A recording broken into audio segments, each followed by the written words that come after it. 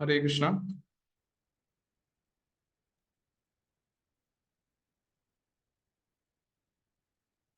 Hare Krishna, Prabhu. Hare Krishna. My voice is audible, no? Perfectly. Yes, Yes, Prabhu. Prabhu. Yes.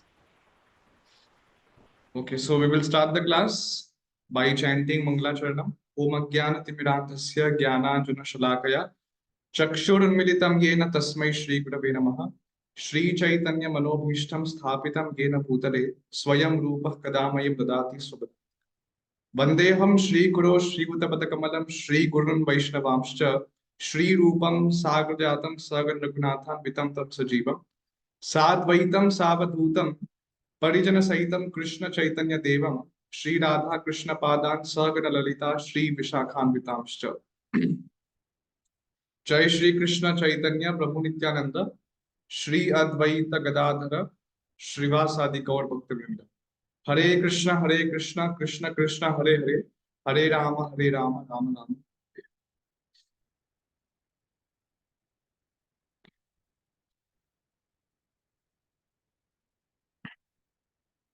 So Hare Krishna, I would like to welcome every one of you to the session 3 of the course Life and Teachings of Four Vaishnava Acharyas.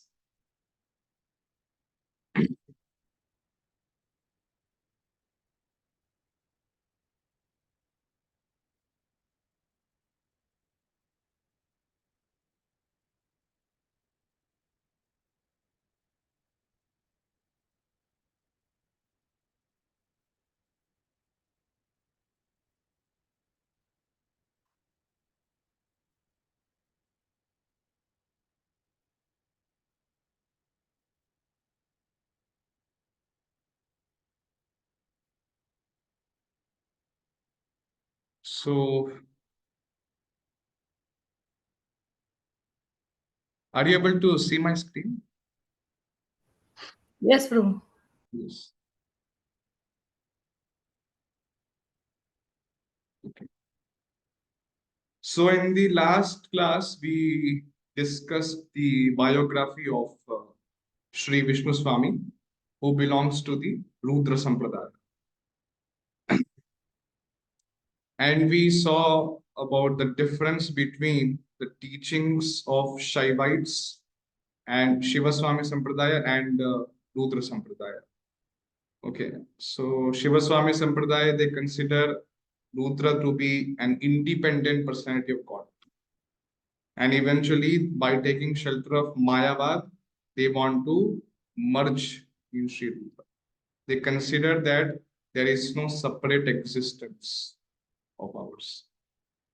But Rudra Sampradaya, Vishnu Swami Sampradaya, Acharyas, followers, they don't consider it like that. They consider Rudra as their spiritual master, and ultimately they worship Nripanchasya Muni, Nripanchasya Vishnu, and Nrsimhadev. Okay. In today, and also we discussed about the three Vishnu Swami, like three personalities whose name was Sri Vishnu Swami only. So they appeared in the disciplic succession of original Sri Vishnu Swami. And we saw which great personalities came in this disciplic succession. In today's class, we will be discussing about the Siddhanta, the philosophical concept, the philosophy which was propounded by Sri Vishnu Swami. The Siddhanta of Vishnu, the Siddhanta which was propounded by Sri Vishnu Swami, its name is Shuddhadvaita Vada. Shuddhadvaita philosophy. Shuddha Advaita philosophy. And in this session, we will be discussing extensively in detail, and we will go into intricacies about what is this Shuddha Advaita Vada. What are the viewpoints, what are the ideologies of Sri Vishnu Swami regarding different tattvas, about Jiva, about Ishvara, about Prakriti, and so on. Okay. So in today's session, we will be discussing his viewpoint, his philosophy.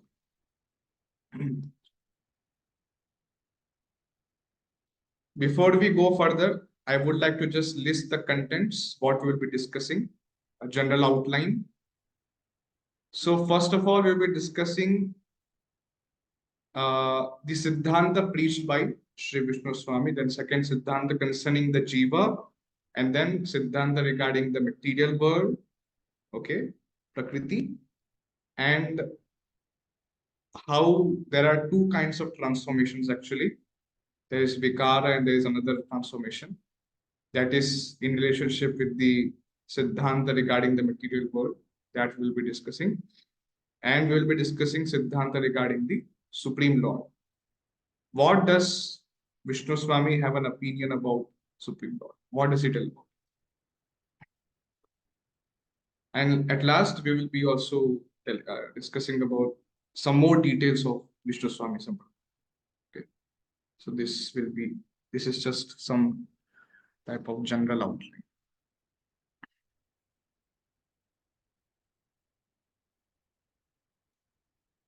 So first of all, Siddhanta preached by Vishnu Swami.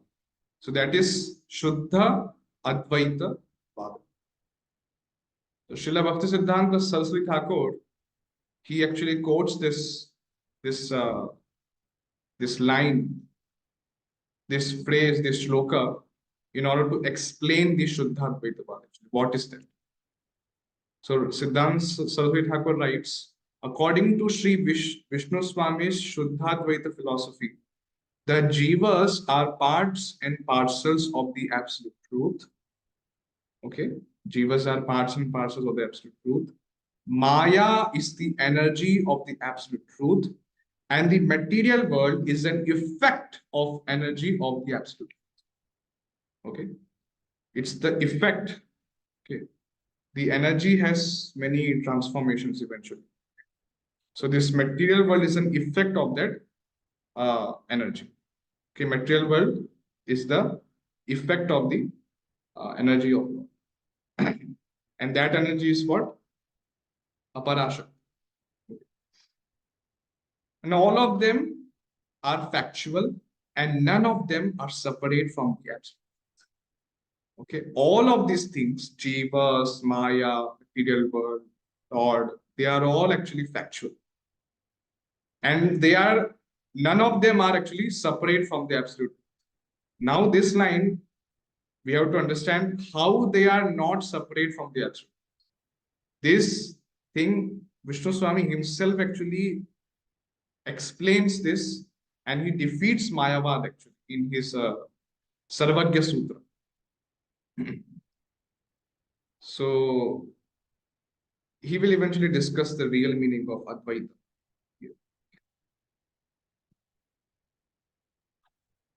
So Siddhanta concerning the living, Vishnu Swami collected following evidences from the Vedanta Sutra and other Shastras to substantiate that the living entities are parts and parcels of the Absolute. Now we will be discussing the quotations which Vishnu Swami gave from Vedanta Sutra and from Shruti Shastra, from other Shruti Shastra. What is Shruti? Shrutis are Vedas. Okay. 4 Vedas, they are the Shruti Shastra. That is being heard. And he is substantiating. He will establish that jivas they don't merge with the Supreme Lord, but actually they have separate existence, and actually they are parts and parcels. Okay. So the first evidence, kindly look at it. Okay. I would hope everyone, please, this is very important. Okay. Now we are getting into technicalities and it will be more philosophical. So please try to understand whatever the philosophy which is established by Sri Vishnu Swami. He has quoted many sutras from Vedanta other. So please try to understand. First, so he quotes Brahma Sutra 2.3.42. Okay. Amsho Nana Vyapadeshat. Okay. Amsho Nana Vyapadeshat. So most probably this Brahma Sutra, in that there is second adhyaya and there will be third pada and 42nd sutra. Like this only they consider it. So what is the meaning of that sutra? Amsho Nana Vyapadeshat. I would like to ask Sanyukta uh, to read this, the translation of the sutra. Sanyukta Mataji. Hare Krishna Prabhu. I'm from my mobile. I'll try my best to. Okay. Want me to read the first one? Yes, yes. Sa Desat Brahma Sutra 2.3.442. 42. Yes. 42. I have been, the first part I can't see. I have been described, it has Oh, you been, cannot see first part. You cannot see first part since the huh, living entities have been described. yeah, I can't see it in my phone. It's Oh, not, okay. since the, Manasvi Sharma, could you please? now I can see Prabhu. Oh, Since you can. the, yeah, Okay. Amso Nana Vyapa Desat Brahma Sutra,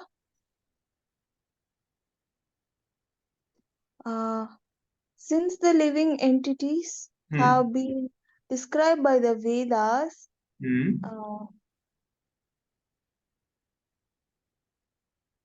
Yes. uh, meh, sorry, it's giving me some technical problem. Oh, Sometimes as Brahma, sometimes as ignorant, sometimes as spirit, sometimes as servant, and sometimes as fragmental parts. It is to be concluded that they are parts and parcels of Supreme Brahman. yes. So Vishnu Swami quotes this sutra and he tries to establish that sometimes in different scriptures in Vedas, sometimes Jiva is like explained as Brahma, okay, and sometimes as ignorant. Okay, he is ignorant. So he's very minute living entity, so he's conditioned, he's ignorant, and that's why they in Vedas it tells that come to light. Okay. Jyotirgama. Tamasoma Jyotirgama. Like their instructions are there. Then sometimes as spirit, is Atma. Sometimes as servant, okay. So like that. And sometimes as fragmental parts. So ultimately, he gives that conclusion after doing all this samanvaya. There is a sutra in Brahma Vedanta Sutra that is called Tattu Samanvaya. Tattu Samanvaya Sutra, it means that we have to do Samanvaya. All the scriptures, what we study, so we have to understand everything's context. Okay, in what context it is being told, and in so many places different things are told, and so accordingly what conclusion have to be derived has to be derived out of all the different teachings, the proper conclusion after scrutinizingly studying all the these statements. So Sri Vishnu Swami, after understanding, after learning all of these statements concerning about Jiva, he confirms this. He writes commentary in Sarvagya Sutra that it has to be concluded that they are all parts and parcels of the Supreme Brahman.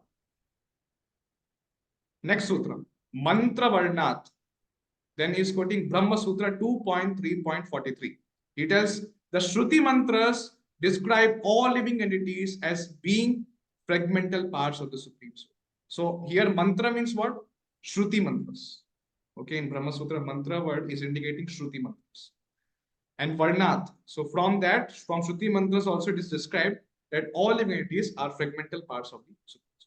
Next, api smaryayate. Api smaryayate. So through the word smaryayate is referring to which type of shastras? Smriti shastras. Okay. What shastras are included in Smriti?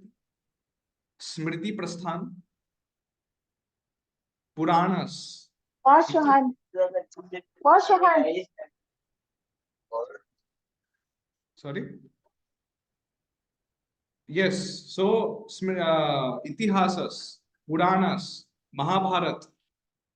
So these all shastras are considered to be, they come in the category of Smriti, because the sages, they saw that, and they those pastimes or those stories happened in front of their, like in their samadhi, or they could see that, and after that they remembered everything, and whatever they remembered they wrote down or they recall, and that is called Smriti Shastra. So in Smriti Shastras confirm that the living entities are parts and parcels of the Supreme Lord. In that way, he gives these evidences to establish that the jivas are parts and parcels of the Supreme Lord. Okay? They have separate existence. Okay? And another strong evidence with analogies he gives Prakasha Divattu Naivam,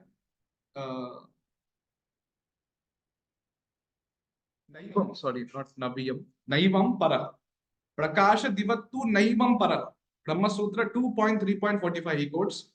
Then he writes, although the living entities are parts and parcels of the Supreme Lord, his plenary portions such as Matsya, Kurma, Nrisimha, and other incarnations of Lord are not like the individual living entities. These Matsya and other incarnations of the Supreme Lord, they come in the category of Vishnu Tattva. They come in the category of Vishnu Tattva. They are plenary portions. Okay. And they don't come in the category of Jiva Tattva. He is giving an example. For example, sun is fire. And spark is also fire. But there is a gulf of difference between them. Yes. Sun is also fire. And spark is also fire. But sun is the very big planet of fire, and it contains so many atoms of fire. Okay. But the spark is having very less fire, minute quantity. So in that way, the Matsya avatar, they cannot be considered as in the same category of Jivana, but they are different from the living entities. Okay. Then another example he gives, although honey and wine are both liquids, okay, even though honey and wine, they are both liquids, but still there is a gulf of difference between them. Correct? If you drink honey, then it will nourish your body, but if you drink wine, then it will create problem. Okay. So similarly, although the individual living entities and the Matsya incarnations are both expansion of the Supreme Lord, but still there is a great difference between them. So even though honey is also liquid and wine is also liquid, the liquidity, the nature of liquidity is there in both substances. And similarly, the expansions, okay, we are also Krishna's expansions in the form of energies. Yes, we are also the energy of Lord. We are called Parashakti of Supreme. And even though Matsya and we are both expansions of the Supreme Lord, but still, as there is a difference between honey and wine in their results, similarly, in our position, we are different from the Matsya incarnation. Okay. Then what else? Then he also explains that yathagne kshudra vispulinga vyucharanti evam evasmad atmana sarvani bhutani vyucharanti. Just as sparks are manifested from a great fire, the infinitesimal individual spirit souls are manifest from the complete spiritual whole. Nityo nityanam chaitanas chaitananam eko bahunam yovidatika. The Supreme Lord is the supreme eternal conscious person who maintains all the other divinities. Oh, is there a slide for this? We cannot see. And there are no slides. I Okay. just put other evidences that I have to read from the books. Okay. Nitya, then in the Smriti Shastra, it is said in Bhagavad Gita, Mamai Vamsho Jiva Loke Jiva Bhuta Sanatanaha. The living entities in this conditioned world are my eternal fragmental parts. So in that way, Vishnu Swami, through this we can derive out a proper conclusion that the jivas are having their own identity, independent identity they have. Okay, it's not that they are one, Jiva and Supreme Lord. They are not. It is clearly visible from the teachings of Sri Vishnu. Then also again he gives an example as sparks from the fire are also fire because they have the same quality. Yes, heat and light. The spark, if you see, from that also fire is there. They also fire. And they also have same quality, heat and light. So the living entities are also Brahman because they have the same quality, that is Satchid Anand. The Supreme Lord is called Supreme Brahman, and we are also Brahman because we have the same quality. Okay, we have the same quality, that is Satchidananda Vigraha. Okay, so this quality is equally there in living entities also and Supreme Lord also. So in that way, we are same with the Lord. Okay, there is Advaita, Advaya Jnana between us and the Lord in this sense. Then he is telling although both the great fire and its sparks are both fire and thus share the qualities of heat and light. But the distress caused by cold can only be alleviated by the fire and not by the sparks. This is the difference. Sri Vishnu Swami is telling this is Dvaita. Now he is clearly explaining. Even though Advaita is there, but still there is Dvaita. How? There is, even though fire in the spark and there is fire between in the great fire, like there is a great fire and there is heat and light there also. But in order to get rid from cold, then you will not take shelter of a spark. That will not alleviate your cold. But rather you have to take shelter of great fire, which can uh, alleviate from the cold. Okay. So similarly, although the Supreme Brahman and individual living entities are one in quality, the Supreme Brahman is the complete whole, whereas the living entities are parts and parcels of complete whole and not complete whole themselves. I hope this is properly understood now. That the living entities, they are parts and parcels of the complete. They are Anu and Lord is Shiva. But they are not complete themselves. They are not complete whole themselves. It's not that, okay, yeah, eventually they will merge. No. Okay. So in that way, we discussed about the Jivas. What is the philosophy concerning So about the last part, can you just repeat one more time? Sorry. which this one? The previous one, yes. The last part. Yeah, the similarly, although the Supreme Brahman, that one or the analogies also? No, the previous slide, Prabhu. The previous slide. Previous slide. This one? No, that one, the conclusion that as the Oh, sparks from the fire are also fire, that one. this one, no? Yes, this one. So I'm explaining The last part only. last part.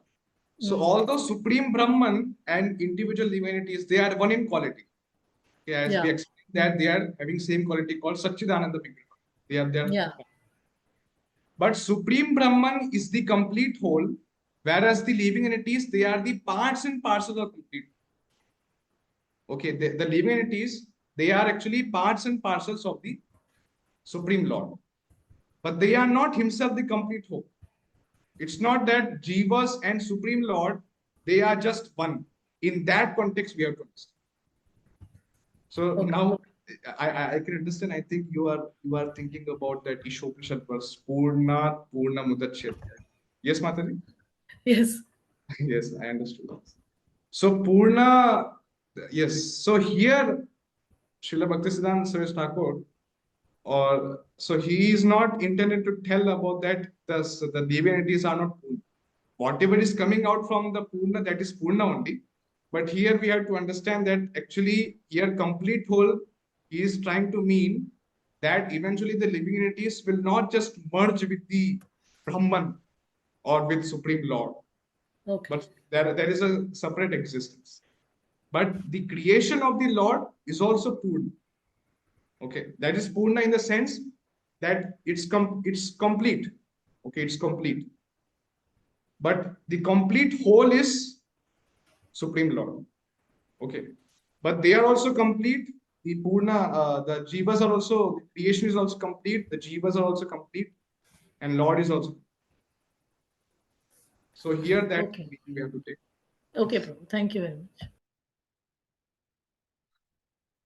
Next, Siddhanta regarding the Jagat, material world.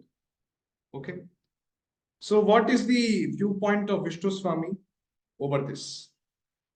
Vishnu Swami is telling the material world is an effect of the original cause of all causes, the absolute truth. Okay, it's an effect. What do you mean by an effect?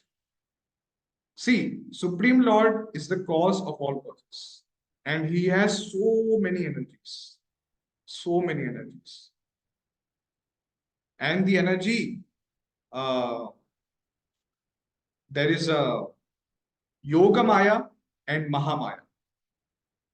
So this material world is an effect. Material world is called Mahamaya. It's the form of Mahamaya.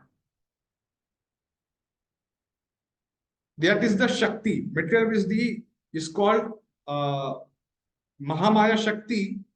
Under her guidance only, under her supervision only, this material world is created. Okay, there is a huge like process how this creation happens actually.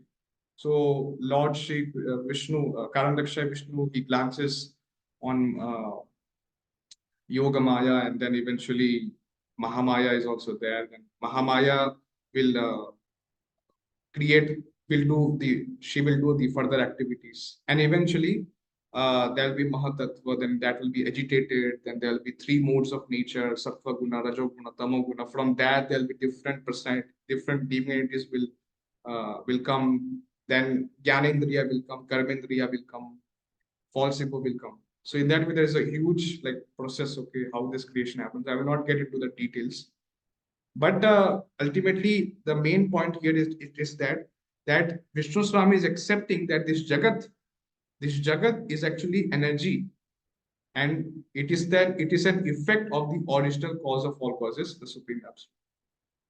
Okay, it is one of the energies, and it is the creation whose causes ultimately to absolute. And he is accepting that it is factual. This Jagat, it is not an illusion. People that Brahma Satya, Jagat Mithya. Yes, that's what they accept, no? Mayavadis. Brahma Satyam, Jagat Mithya.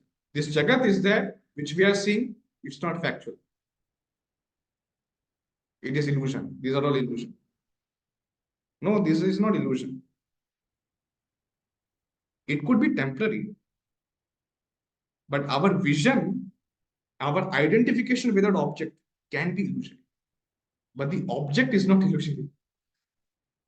The object See, this material body, this is not illusion. This is there. But our thinking that we are this material body, that is illusion. That is illusory conception. And developers will try to fix the findings which are found.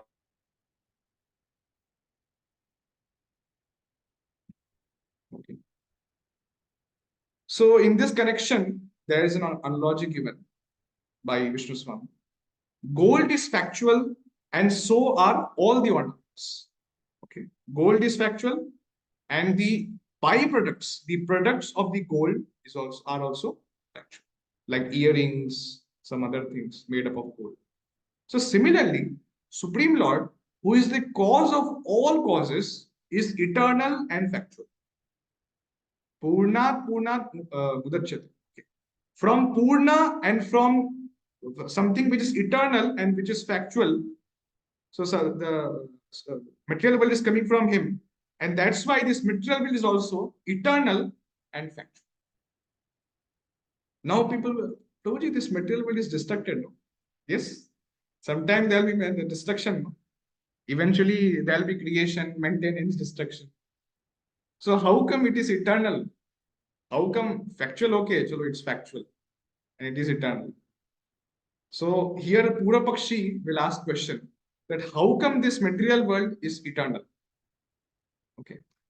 See, objection. How can you say that this material world is factual and eternal? Since this material world has a beginning and an end. So instead of saying it factual and eternal, we should consider it as false. This is the objection from Pura Pakshi. Someone is objecting.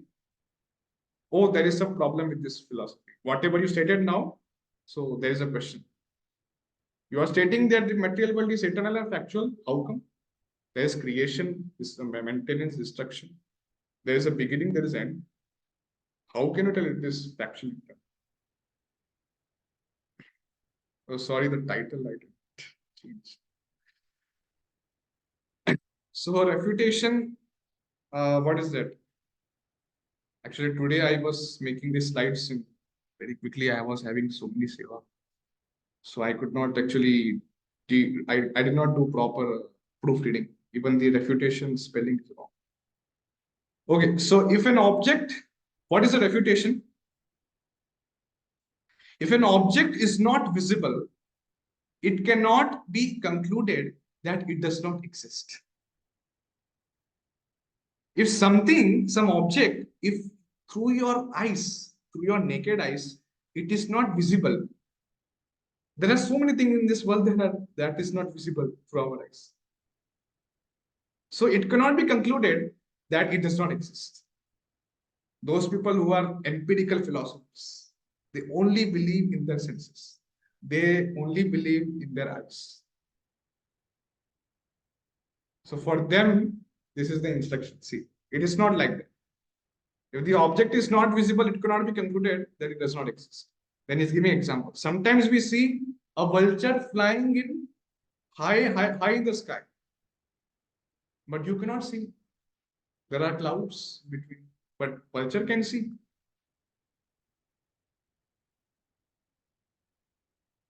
So clouds are obstructing our vision, but still vulture is there. But because it's too far, vulture is too far. Because of that, our naked eyes, because of our dull eyes, we cannot see. Something which are too close to our eyes, that and objects which are too small, that also we cannot see. Yes, which are too close. For example, you could take this eyelids. They are too close. They are the closest to the eyes, but you cannot see. You cannot see that through your eyes. And so similarly, yeah,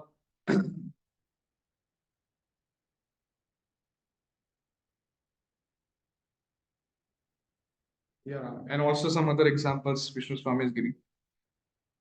So ultimately, the conclusion is that although the objects are not directly visible to our naked eyes, no one has a tinge of doubt that they exist. Okay. So even though they that object which cannot be visible to our naked eyes, so we cannot conclude that okay, they don't exist. And if those people who think that I will believe only which is visible to my eyes, otherwise that object does not exist, then how will you prove your non-existence to a person who is blind while standing before? Did you understand the logic Vishnu Swami is giving? If you believe in your eyes, and if you believe that if there is something which is non-visible, which I cannot see, then it is non-existent. Then how will you prove your existence? How will you prove your non-existence to a blind? Such excellent analogy. Very nice argument. And now he will give the explanation about how the material world is eternal.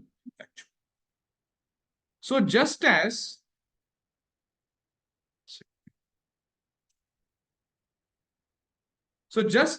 an effect such as a pot made of a clay, a pot made of a clay is present in the cause.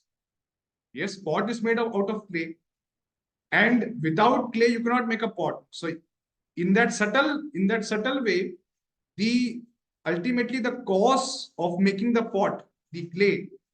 So the pot is already present in the clay, because the pot is the effect of the clay. Okay, it's made up of clay, and that's why it is present in the cause. That is there that you are not able to see the form, but it is present. Yes, it is present. The mud, the clay is called upadanakara, ingredient cause of the pot. And similarly, the form of the material world was present in the Supreme Brahman, the cause of all causes, before its creation. So when there is destruction, when before creation we cannot see, when Mahavishnu, when he inhales, all the universe is going. When he exhales, everything comes. So in that way, there is destruction, there is again creation. So before creation, the material universes, they are all there in subtle form in the Supreme Lord, in Mahavishnu. It is already there. But then when he agitates, when the Maya is agitated, then eventually it takes the form. Okay, so in that way, the material world is eternal. The energy, the Mahamaya Shakti is eternal. Okay, it is eternal, just that we cannot see the form. It is eternal and factual. It's not mithya. Prabhu, we can say that the material world is eternal, material energy is eternal, but material world is not eternal. Yeah, you could we can say like that also. But here Bhaktisiddhanta Saraswati Thakur is telling that he is telling the term this prakriti through the word material world. That's why I was telling material world. You could tell material energy, no problem. If we consider material world to be a manifestation of the prakriti, then you could use your own terms like that. But here material world means that like we are considering that it is in its subtle form, non-existent. So it's there, it's still there, it's eternal and it's factual, but it is there in the Supreme Lord. Yes. Thank you, Prabhu.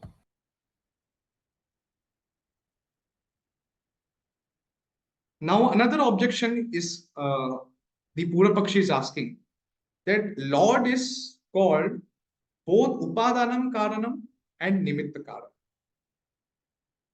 So Vishnu Swami is telling that Lord is actually both Upadanam and Nimitta Karanam. I will explain actually what is this Upadanam and Nimitta. So objection is being raised, Nimitta Karanam, or Nimitta Karanam means immediate cause. So Nimitta or immediate cause, what does that mean? For example, there is a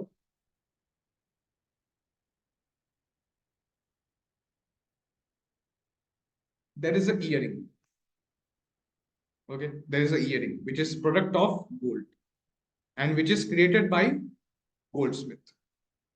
Okay, which is the form of that gold is given by the. So nimitta karanam. Okay, chalo. That is nimitta karanam. The person who has made that is nimitta karanam. So we could understand, okay, there are so many material universes, and ultimately the nimitta karanam is supreme. Understood, accepted. But the question is, you are telling upadanam also. Now, what does the upadanam mean? If you see upadanam in that analogy of gold. So what is that gold? Gold is the upadana karana for that earring. Yes, gold is the ingredient to make that earring. So how can you say that Lord is only ingredient cause also? If you say that Lord is only upadanam karanam and he is also nimitta karanam, then you are telling that Lord is taking the form of the universe and he's getting spread all over the universe. So that means this material world is the form of the Supreme Lord. Yes, that is the meaning if you tell like that. If you say he transforms himself to become upadanam karanam or ingredient cause, then what will happen? Nirvikaraha fault. The fault of vikara, then the fault of transformation will be attributed. So the transformation, the fault of transformation, that is a fault actually. You cannot attribute that fault of transformation to the Supreme. So Lord is not, then it is not that Lord will, after he creates these energies, after he creates these universes, so he himself will not have a separate existence, but rather his form will be just completely spread in the whole material universes. If you say like that, upadanam karanam, then this is the meaning coming. Okay, now I think some devotees would have been getting some doubt to how transformation. So here actually main thing is nirvikara point. Definitely Krishna has so many expansions, he takes so many different forms. But here the point we have to understand that here the fault of transformation which is there, like for example, Krishna's form, that is eternal. Okay, that is eternally, and other forms are also eternal. But Krishna's form is the original form. Okay, that is the original form. Even though from one candle you can light other candles, but still the original candle remains the same. Okay, so that's why even though there are expansions of Krishna, but it's just not that Krishna will eventually change and Krishna will lose his own form. No. If you tell them Nirvikara, then there will be a fault of transformation, which cannot be there in the Supreme. So what is the answer for this objection? Sri Vishnu Swami is telling that there are two kinds of transformation. Understand? One is total transformation. That is called vikara. Vikara. Okay.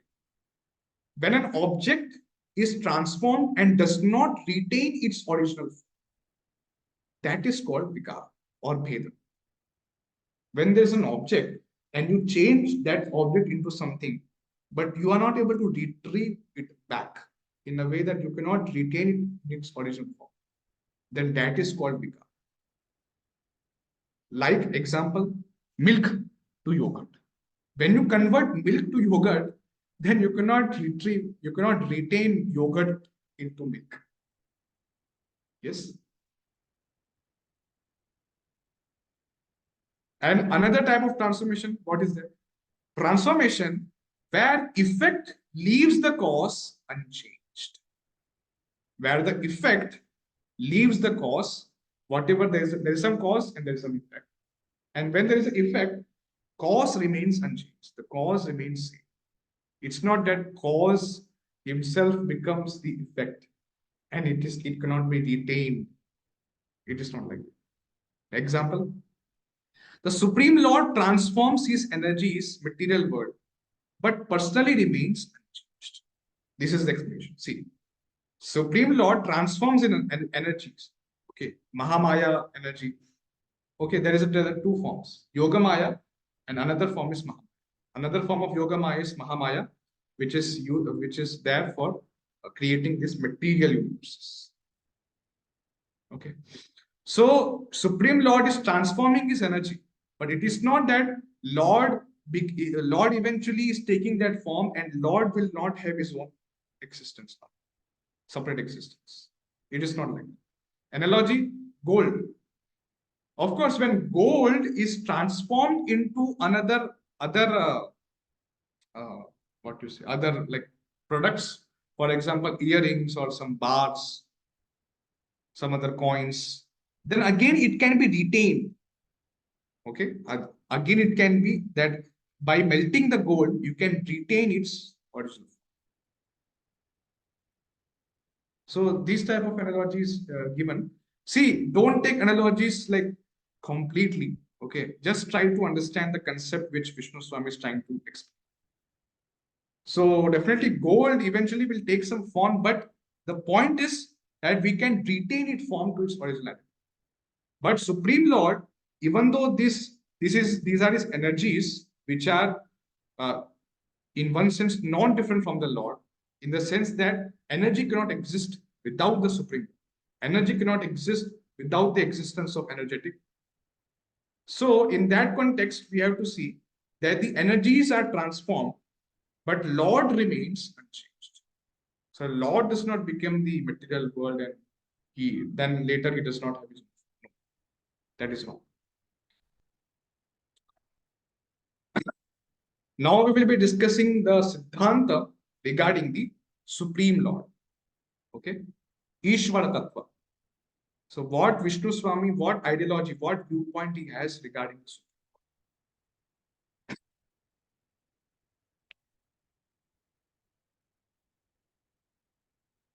He gives evidence.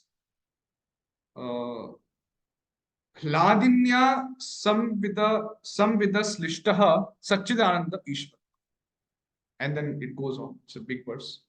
That personality who is Satchidananda Vigraha and surrounded by many potencies like Ladini, Sandhini, Samvit, is the Supreme.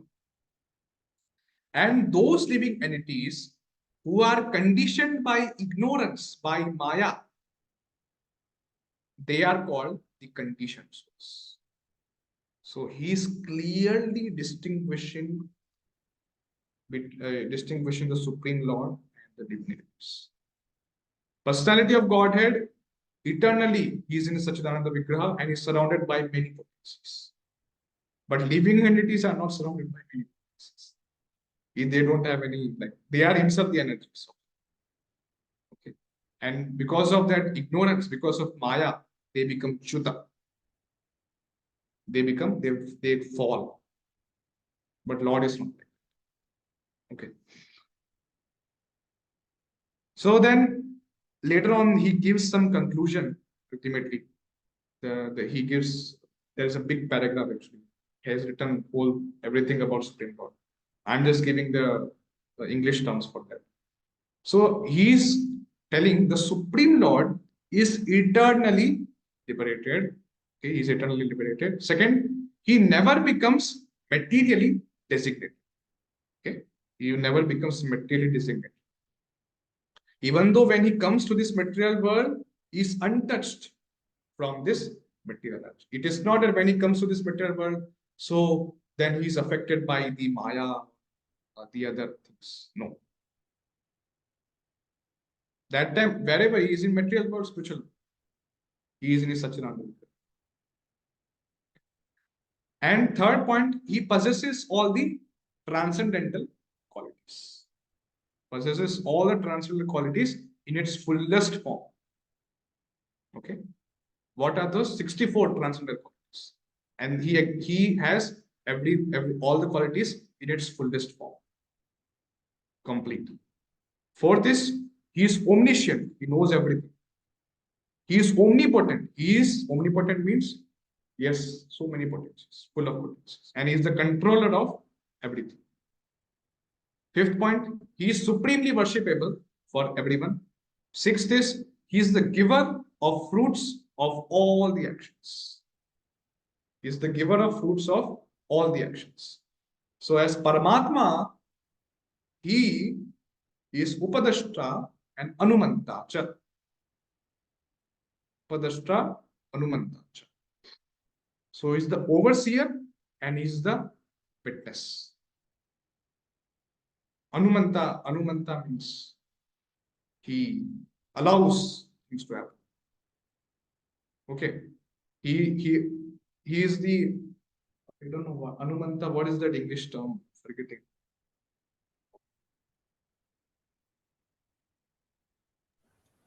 Yeah, there could be some another term for that. But ultimately the meaning is that he only allows, he only gives Witnesses the and sanctioner. sanction. Witnesses and sanctioners. Sanction. Yes, ma'am. So he sanctions actually.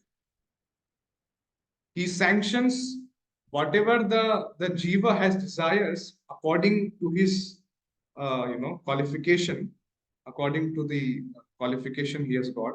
So accordingly, he will grant he will fulfill his desires.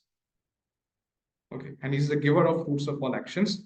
Seventh is he's the only source of all auspiciousness. Okay, source of all auspiciousness.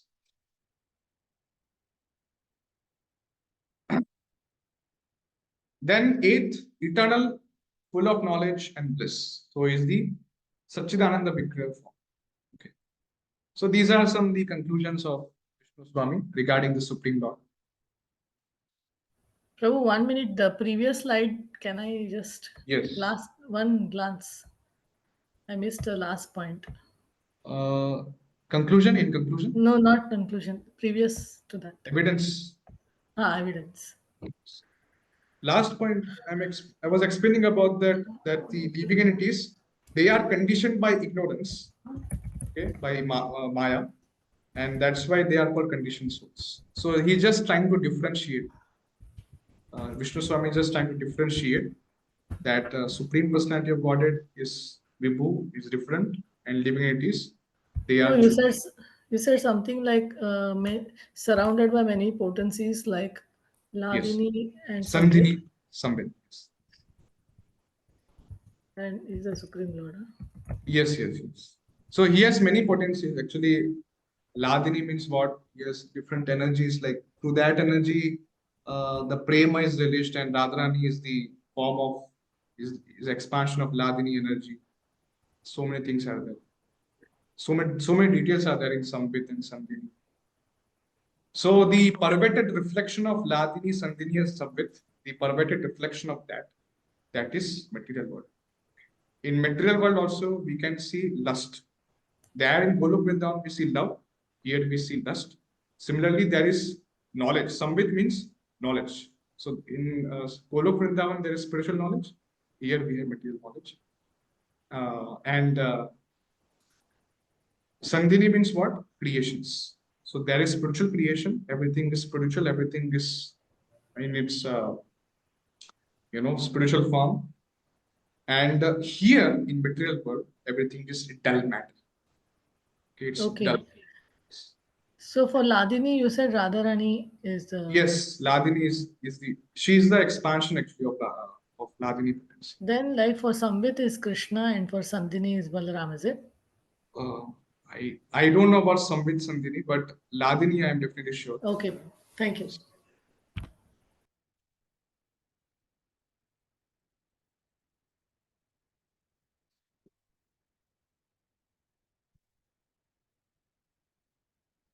Yes, and at last some more details which Siddhanta Saraswati Thakur he gives about Vishnu Swami Sampradaya. So Vishnu Swami was the worshipper of Nrsimhadeva, as we discussed before. Second, he accepted the Lord's body to be Satchidananda Vigraha, and he took complete shelter of Holy Name. Then he accepted the eternity of worshipper, and the object of worship. What is that? Worship is the sadhya, sadhana, and sadhaka. Okay. Object of worship is what? Sadhya. Worship is sadhana, and worshipper is sadhana. So they are all three. They are eternal. These all three. They are eternal. Okay. So he accepted that. Then fourth, the Sampradaya considered Nrsimhatapani Upanishad, Pancharatra Shastras, and Srimad Bhagavatam to be most informative and authoritative. Okay. So mainly this Sampradaya, Vishwaswami Sampradaya, they consulted so much from these scriptures, this Nrsimhatapani Upanishad and Srimad Bhagavatam. Of course, they consulted other books also, but mainly they considered, okay, these books are very informative and authoritative. Yes. And fifth one is that Acharyas have written commentaries on Sri Vishnu Puran, Srimad Bhagavad Gita, and Srimad Bhagavatam. So in Vishnu Swami Sampradaya, many Acharyas have.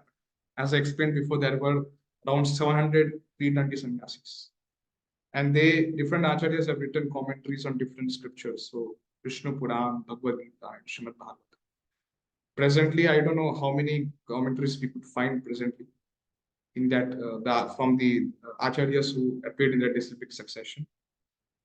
But definitely we can find the Sarvagya Sutra. Yes. And Vallabhacharya's commentary on Srimad Bhagavatam. Yes. And lastly, at the end, I just, at present, Vishnu Swami Sampradaya is practically extinct. The preaching of Sri Vishnu Swami's commentary is rarely seen because, because although Vallabhacharya advertised himself as member of Vishnu Swami Sampradaya, third Vishnu Swami Sampradaya, so there are still differences between their Siddhanta. Even now also sometimes there are debates and there are differences actually. There are some differences between, I don't know what are the actually details about the differences. That would be a complete different topic. So that's why if we see authentic, like in the way of authenticity, then Vishnu Swami Sampradaya practically, presently it is extinct. But of course, Vallabhacharya has come in his disciplic succession, but still there are some differences between the Siddhanta. So the original Rudra Sampradaya, original Vishnu Swami's philosophy, that is practically very extinct now. Yes. Yes, and the next class we will be discussing about the biography about Acharya Sri Nimbaniti. So we will be discussing about his life and his teachings about different tattvas, his disciplic succession, and other things. Yes. So this was all for today. Today we discussed about this mainly philosophy of propounded by Vishnu Swami and other things, his viewpoints, his ideologies on different tattvas.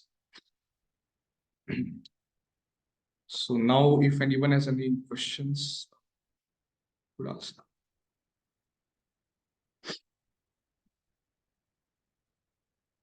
Yes, Manasvi Sharma. Hare Krishna, Prabhuji. Prabhuji, I have a doubt. Prabhuji, you told about that clay pot analogy. Can you please explain about that once again? Yes.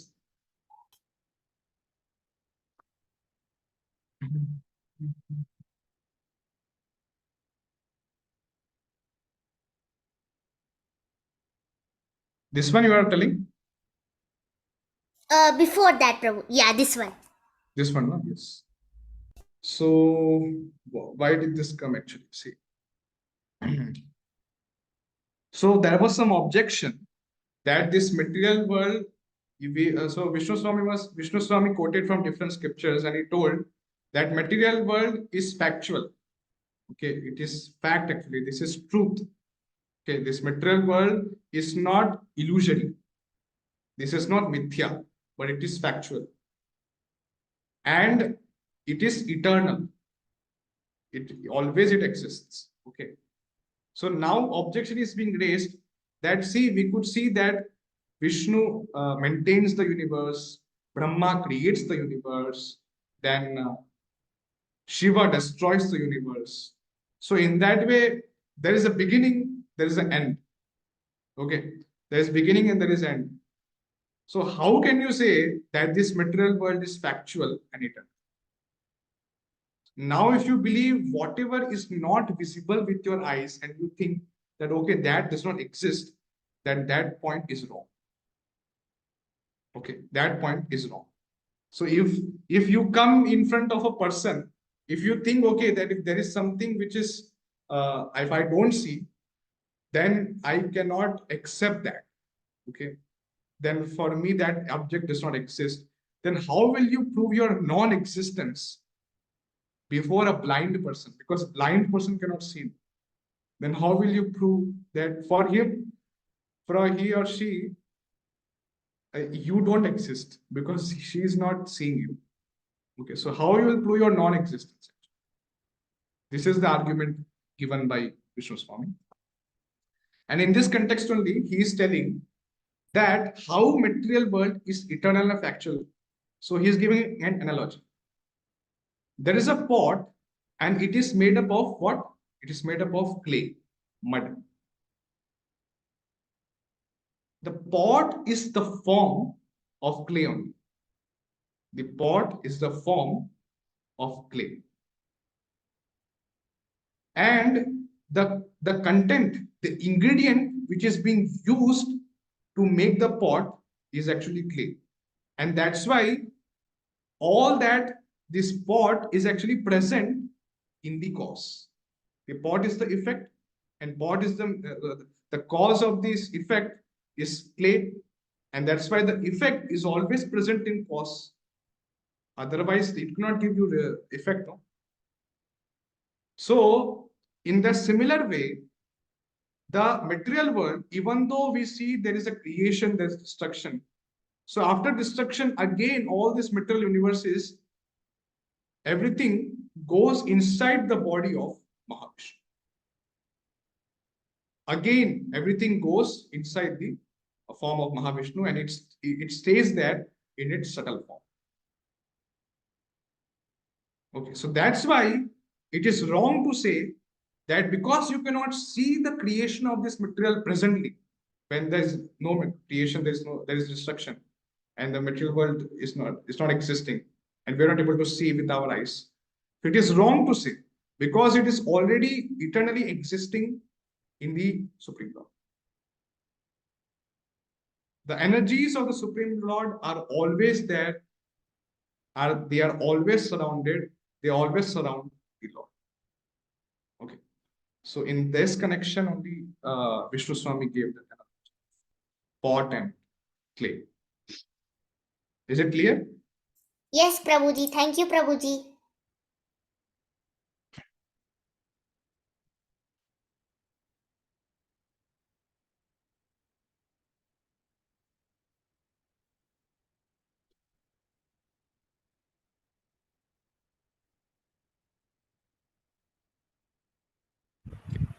So we can say it's a manifest and unmanifest, Prabhu.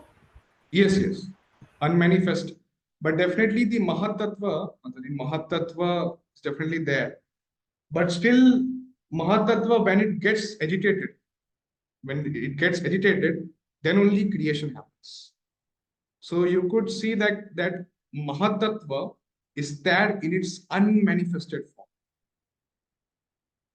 But that Mahatattva also is ultimately coming from when Supreme Lord is glancing on the Maya. When he is glancing on Maya, then that Mahatattva eventually is agitated, and the things happen. So it is that unmanifested. But the energies are always there.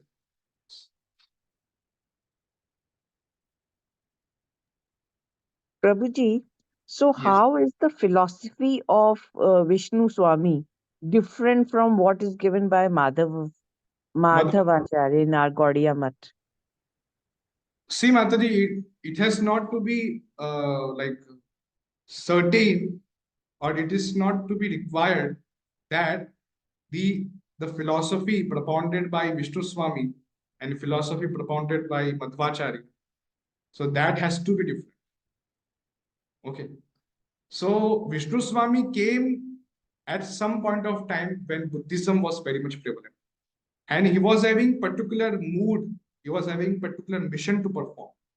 Even though he gave all his teachings, but when he, if we read Sarvagya Sutra, then we could find that mood which was there, which Vishnu Swami had. At that time, what was the time going on, and what was the focus of Vishnu Swami at that point? Was that focus in trying to explain properly the Advai Jnana, that we are qualitatively one with the Lord, but still we are different from them? So he wanted to establish this proper connection, and he wanted to make the people believe the Vedas, because Buddhism means what? Don't believe any Vedas. Shunyavad. And that's why Vishnu Swami, he came, then he eventually he tried to like again revive the Vaisnava culture. The Vaisnava culture was eventually going down because of Buddhism, and Vishnu Swami revived it. So every Acharyas, you could see, before also we even Vishnu, even in the Vishnu Swami, in the line of Vishnu Swami Sampradaya, we could find 3 Acharyas sent by the Supreme. 3 empowered Acharyas. One is original Vishnu Swami, and others are Andhra Vishnu Swami, Rajagopal Vishnu Swami. These are also sent by Lord. So whenever there is decline, in order to do revival, Lord sends Acharyas. So it's not that the philosophy should be different, but definitely the mood and mission at that point of time, we could understand only it deeply when we read his books in depth. Yes. Okay, Prabhuji. So as of now, no initiation takes place in this sampradaya. No, what? Initiation. No. One takes initiation anymore in this. Bhaktisiddhanta Saraswati Thakur has done the research, and he has written that presently Vishnu Swami Sampradaya has become extinct. And the Vallabhacharya Sampradaya, because that is not actually original, there are some differences between Rudra Sampradaya, the Shuddhadvaita Vada, and his Vada, his philosophy, Pushti Marga. So that's why Vallabha Sampradaya is flourishing very much in Gujarat, in Rajasthan, in Vrindavan. But original Rudra Sampradaya, original Vishnu Swami's philosophy is extinct. So eventually, Lord has plans also. To make this extinct, Lord also has plans that the mission has completed of that Swami, and now Madhvacharya's teachings are there extinct.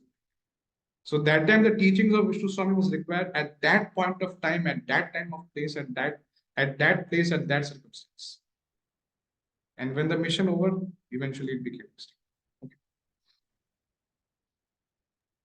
Okay, Prabhuji. So no, my question is slightly different, that the one who is still taking initiation from Vallabhacharya line of disciple succession, will it be considered as genuine or? Yes. No, it's genuine.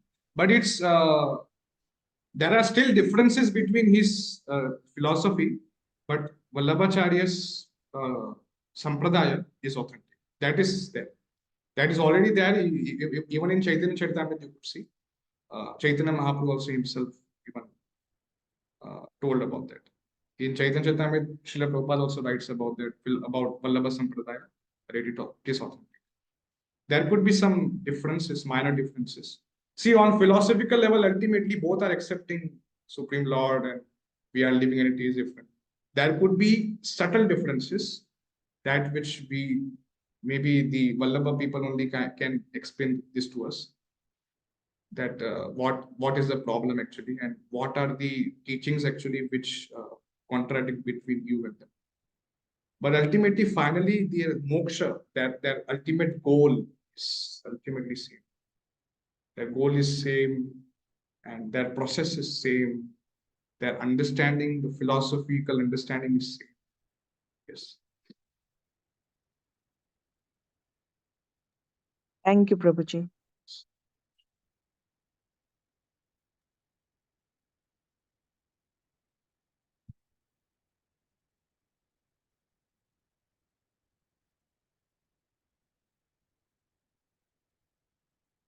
Yes. Govind Madhaprabhu, you want to tell something? Yes, Prabhu. Can you hear me? Yes, Prabhu. Please tell. Prabhuji, the slide with the title Evidence, where the Brahma Sutra's 3 different verses are quoted. In the second and third one, I think 43 and 44. Yes. Yeah, only the difference is 43 is referring as a fragmental parts, and the 44 is referring as a parts and parcels. Is that the only difference in those 2 verses? There is no difference, but it's same thing. Fragmental parts or parts and parcels, it's the same point actually. The difference is that they are giving different evidence from different, because Brahma Sutra in Srila Vyasadeva is writing that this concept, this point of living entities as being the parts and parcels of the Supreme Lord, so that is also established in the Shruti mantras also. Shruti means Vedas, all the 4 Vedas, Upanishads. So they also explain about the constitutional position of living entity, and even Smriti Shastras also explain this. So Vyasadeva is just trying to establish that, and in order to do that, he's taking the help of Shastra, Pramana, nothing else. Okay, Prabhuji. Yes. Thank you.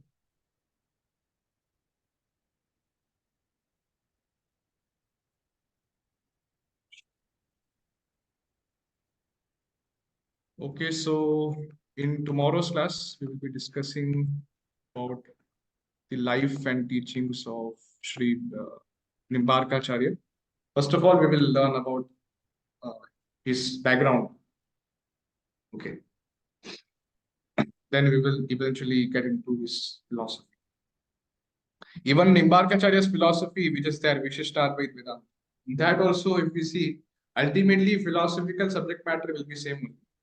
There could be some other minor differences, and the spiritual master can be different. Because see, in this sampradaya, Rudra was the spiritual master, and in this sampradaya, in Rudra sampradaya, they are accepting Rudra Tattva equally at the level of Vishnu Tattva. Why? Sometimes they take Rudra Tattva as Vishnu Tattva because they are equally powerful. They are, Vishnu is also, Shiva is also so much powerful, and they are also expansions of ultimately Krishna.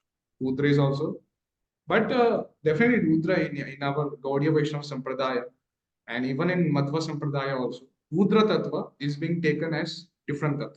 Not, they don't merge with Vishnu Tattva. But here they consider it to be like non-different from Vishnu. Because he is also having so much power, he has also had equal services like Vishnu. He does substantial service. So this is just some minor difference I'm trying to find. Because Mataji asked me, what is the difference? So these will be some minor differences between some other sampradayas. Maybe in Nimbarka there could be some other ideology. But ultimately, nothing in our sadhana, in our sadhya, in our nothing is getting changed.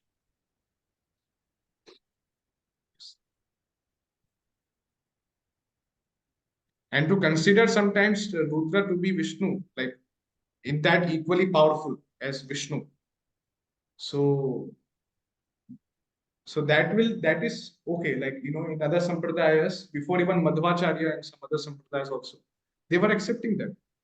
We find this in Brahma Samhita. Srila Bhaktisiddhanta Saraswati Thakur has written that before people used to understand that this Rudra is actually like he has equal power than Vishnu, like Vishnu. And they were having only 2 categories, Jiva Tattva, Vishnu Tattva.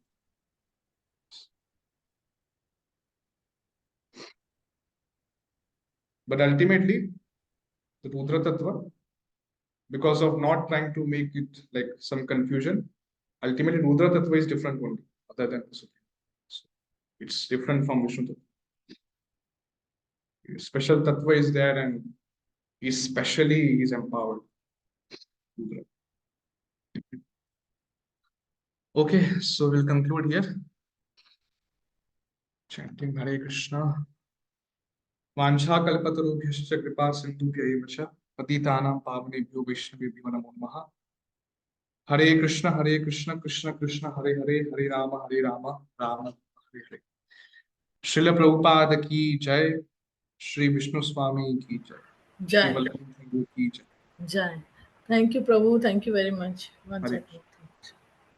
Thank you, Prabhuji. Hare Krishna.